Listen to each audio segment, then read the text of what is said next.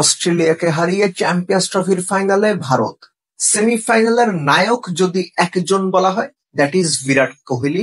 এটা নিয়ে কোনো দ্বিধা থাকার কোনো সুযোগ নাই। বিরাটকে নিয়ে আলাদা একটা ভিডিও বানাবো। ম্যাচটা নিয়ে বলি, যখন অস্ট্রেলিয়া 264 করলো, তখন ধারণা করা হচ্ছিল যে তারা খুব ভালো একটা ফাইট করতে পারবে, কিন্তু ওই ফাইটটাই তারা করতে পারেনি বিরাট কোহলির কারণে। হ্যাঁ,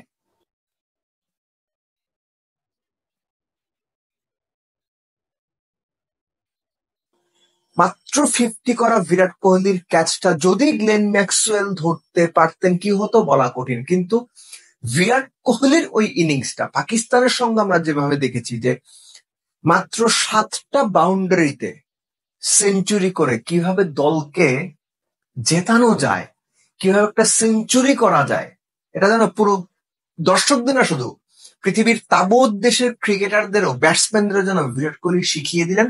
এটাও সেই ধরনের একটা ইনিংস।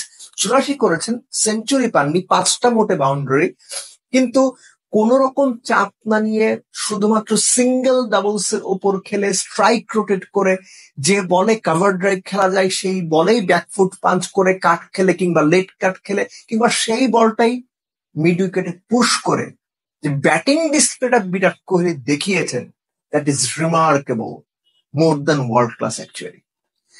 অস্ট্রেলিয়ার যে ব্যাপারটা, স্টিভেন স্মিথ 70 অড রানের একটা ইনিংস খেলেছেন, অ্যালেক্স ক্যারি দারুণ একটা 61 রানের ইনিংস খেলেছেন, কিন্তু অস্ট্রেলিয়া যেভাবে এগিয়ে যাচ্ছিল সেই আগানোটা তারা ধরে রাখতে পারেনি 2টো উইকেটের কারণে।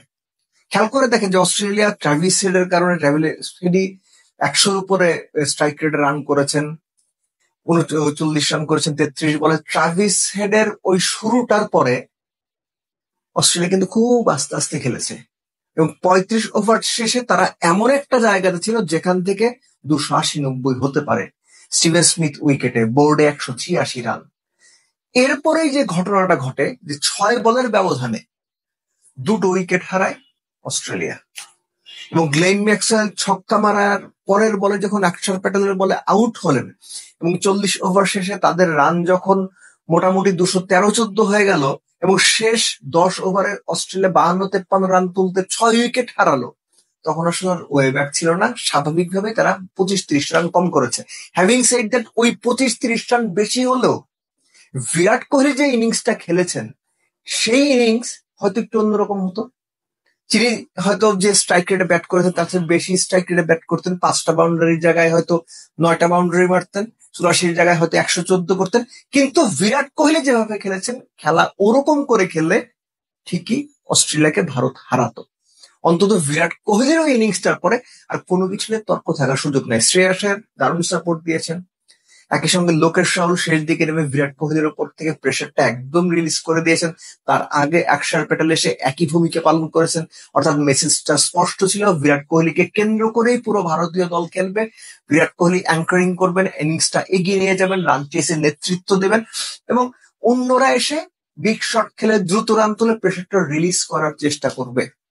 ইট was a good match, but above everything Virat Kohli was better, probably better than anyone else, এবং আরেকটু এগিয়ে বলা যায় Virat Kohli actually the best.